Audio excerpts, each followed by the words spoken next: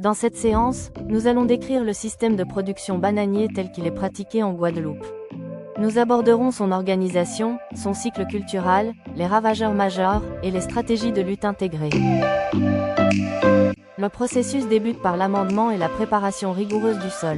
Nous procédons à la mise en terre de vitroplants de haute qualité, exempts de nématodes. L'espacement de 2,5 sur 2,5 mètres garantit la densité optimale, environ 1600 plants par hectare, requise en Guadeloupe. Durant cette phase végétative critique, 9 à 12 mois, la croissance est rapide, 8 à 10 feuilles, mois, et le système racinaire se développe intensivement. Une gestion rigoureuse de l'enherbement et des couverts végétaux est essentielle pour maximiser la vigueur et la performance du plant.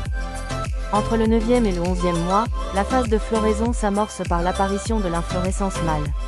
La pollinisation naturelle déclenche la formation des régimes mains et doigts, suivi du grossissement des fruits, un cycle qui se stabilise sur 2 à 3 mois. La cueillette est réalisée à maturité physiologique, les régimes pesant en moyenne 8 à 25 kg. La récolte est cyclique, tous les 7 à 10 jours, et requiert une manipulation extrêmement délicate pour préserver l'intégrité des fruits. Après récolte, une jachère de service de 6 mois est mise en place par destruction des souches et implantation de plantes spécifiques, exemple, le pois d'Angole. Cette stratégie est cruciale pour la régénération et la structuration du sol, permettant une réduction drastique, jusqu'à 90%, de la population de nématodes.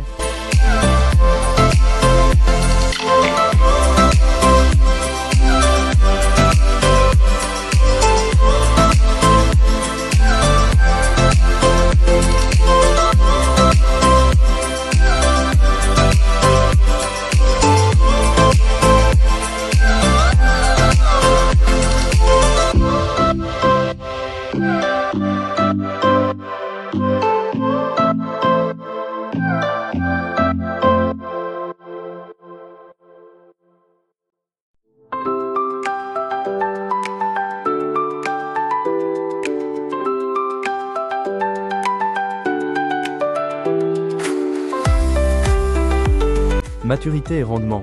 La cueillette est exclusivement réalisée à maturité physiologique, les régimes affichant un poids standardisé de 18 à 25 kg. Logistique. La récolte s'inscrit dans un cycle régulier de 7 à 10 jours, optimisé en fonction de la densité de plantation. Qualité du fruit. Une manipulation d'une extrême délicatesse est impérative à chaque étape pour garantir l'intégrité physique et la qualité commerciale optimale des fruits.